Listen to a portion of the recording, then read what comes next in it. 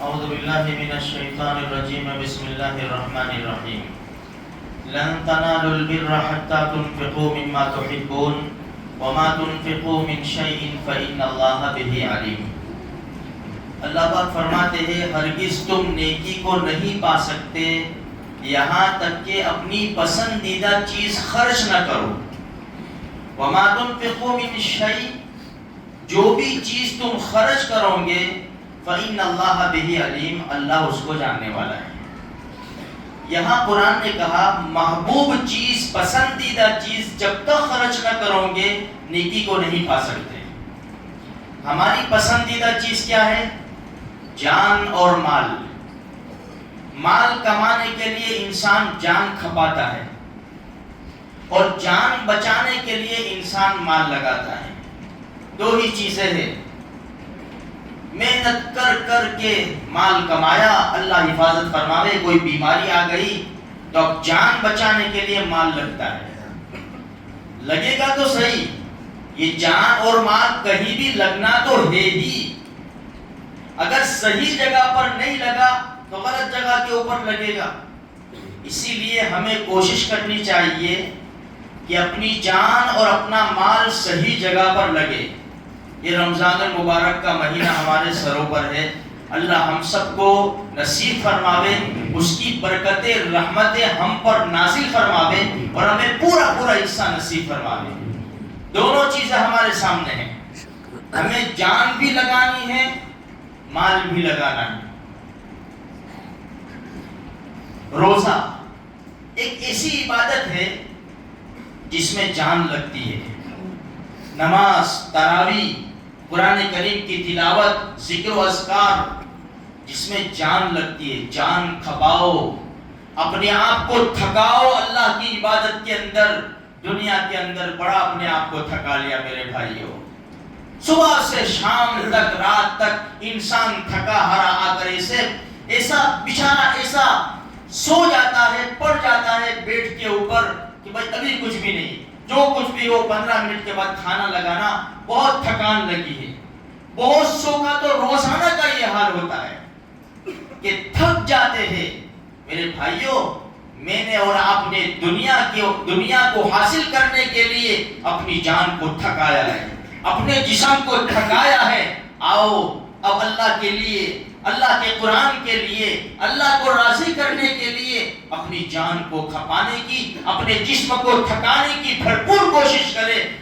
اللہ پاک اس سے بہت راضی ہو جائے گا انشاءاللہ، بہت راضی ہو جائے گا۔ اس لیے میرے بھائیوں، روزے رکھو، روزے رکھو، چھوڑو مت، ڈرو مت۔ اس امت کا بچہ روزہ رکھتا ہے، ڈرو مت کہ کیا ہو جائے گا۔ بھائی آج تو سائنس بھی زندہ ہے، سائنس بھی کہہ رہی ہے کہ روزے رکھنے کا کیا فائدہ ہے۔ بھوکے رہنے سے اندر کیا کیا جراثیم ختم ہو جاتے ہیں، آج سائنس بتا رہی ہے۔ روزے رکھنے کی پوری کوشش کرو، نیت کر لو میرے بھائیوں۔ تراویح پڑھو، عشاء کے بعد بھاگ مت جاؤ، 2 4 8 رکعت پڑھ کے بھاگ مت جاؤ، پوری 20 رکعت تراویح پڑھو۔ اپنے آپ کو تھکاؤ میرے بھائیوں، تھکاؤ۔ تہجد کی نماز کی پابندی کرو، دیکھو بہت بڑا فائدہ ہوگا انشاءاللہ۔ اس لیے کہ موت ہمیں معلوم نہیں، یہ رمضان کے آنے سے، یہ شب برات کے آنے سے پہلے لوگ چلے گئے، رمضان کے آنے سے پہلے کتنے جنازے اٹھیں گے ہمیں پتہ نہیں چلے گا۔ اس لیے اپنے آپ کو تھکاؤ۔ دوسری چیز ہے مال لگاؤ۔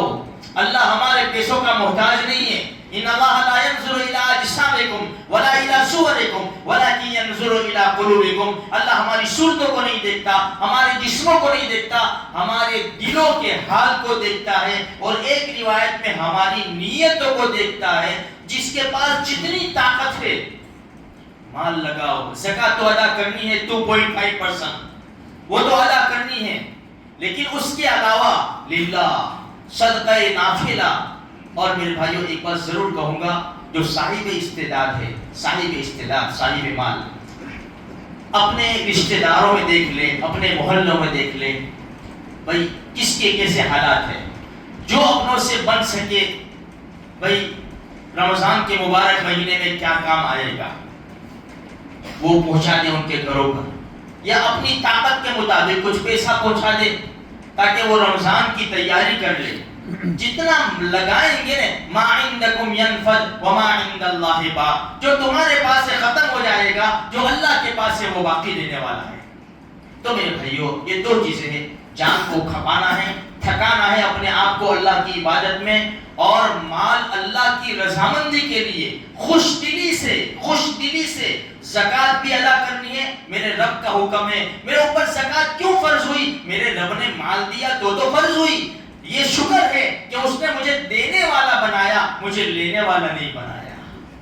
ہاں اللہ کا شکر ادا کرو، خوش دلی سے اللہ کے نام کے اوپر لگاؤ اللہ کو راضی کرنے کے لیے۔ تو میرے بھائیوں یہ دو چیزیں ذہن میں رکھو، جان اور مال یہ اللہ ہی کا ہے اور اللہ کے نام پر لگانا ہے۔ اللہ مجھے آپ کو سارے مسلمانوں کو کہیں سے بات پر عمل کرنے کی توفیق عطا فرمائے۔